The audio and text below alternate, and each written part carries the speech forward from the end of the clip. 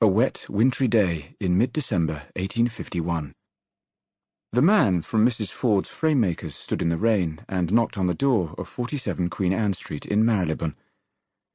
The professional address of the most famous living British artist, J.M.W. Turner, R.A.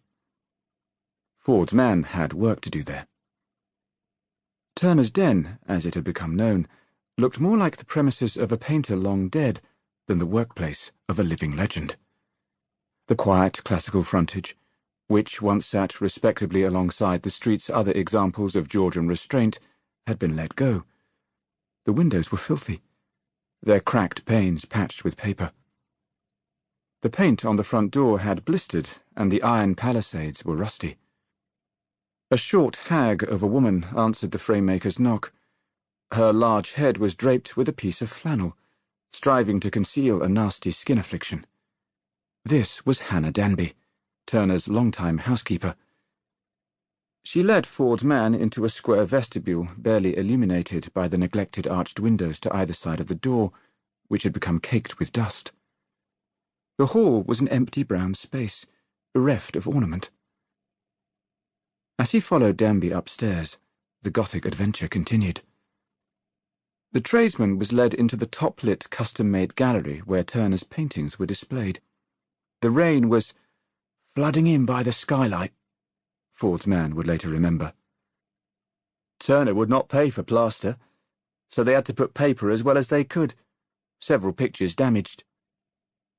Ford's man saw nothing of Turner himself the day he worked in his rain-soaked gallery. This was not unusual. The old painter had become increasingly retiring in his dotage, and over the last 12 months or so had even begun absenting himself from his business engagements at the Royal Academy. For Hannah Danby, however, it was less her master's absence from his professional commitments that was of concern. It was his absence from his own home that was causing her considerable anxiety in December 1851. The 76-year-old Turner had not set foot in Queen Anne Street since June. This was not entirely out of character for a man who for the last 5 years had, clearly, been keeping a second home, and from whom she was used to receiving instructions via the postboy. But, as Christmas approached, Hannah Danby was beginning to fret. She did not know exactly where her master's second home was, and she sensed something was wrong. She began to search for anything that might suggest its location. A letter discovered in a coat pocket with a Chelsea address was what she needed. And so, on the 16th of December, Hannah Danby sought out a friend, probably Maria Tanner, the woman who assisted her in the care, such as it was, of Queen Anne Street, and the two of them headed south to Chelsea. They found themselves on the stinking Cremorne New Road, a small lane along the Thames that ran from the old wooden Battersea Bridge to the Cremorne Jetty, where penny fares brought revellers by steamboat to the pleasure gardens of the same name. Skirting a muddy foreshore, smelling of the open drains that spilled into the river and peppered with dogs and chickens picking their way through the flotsam and jetsam of the river, Cremorne New Road presented a sharp contrast to the grandiose streets of the West End. Nevertheless, here, facing the timber yards and chemical works of Battersea, was a row of cottages that made up Davis Place. And at number 6, between Alexander the boat builder and a couple of beer cellars, she found a modest yellow brick house, dating from the 1750s.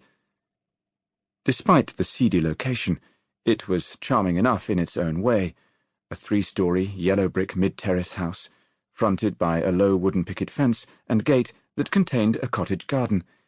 It betrayed the personal touches of domesticity that accompany a lengthy tenancy. A wooden lattice porch over the front door housed potted plants and a caged starling.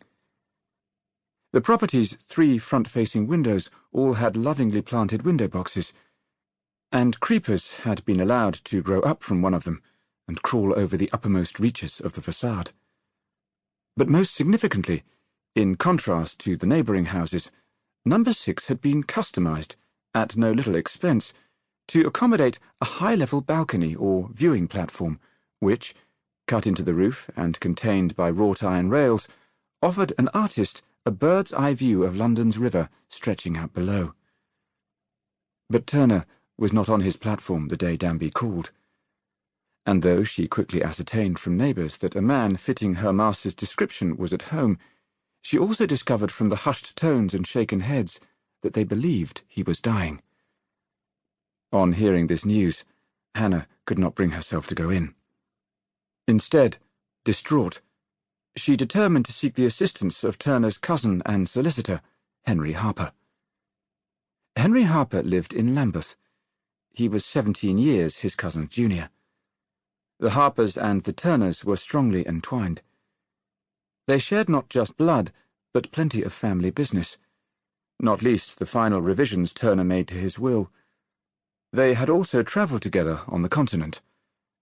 On the 17th of December he visited Chelsea at Hannah Danby's request. The interior of the little house in Chelsea was modestly furnished, though its few contents reflected the interests of its occupant. The Art Journal and Illustrated London News were on the parlour table. The walls were hung with engravings. Here, on the uppermost story, Harper found the old painter in a soporific haze, having been spoon-fed for the past few days a diet of milk and brandy. He had lost all ability to talk. The bird-like man, whose intense gaze and beaky nose had once complemented a robust, if short, square frame, was now a mere waif, ebbing away. He was being nursed by plump and homely Sophia Booth, the woman who shared his life at No. 6 Davis Place. She was a widow, more than 20 years the painter's junior.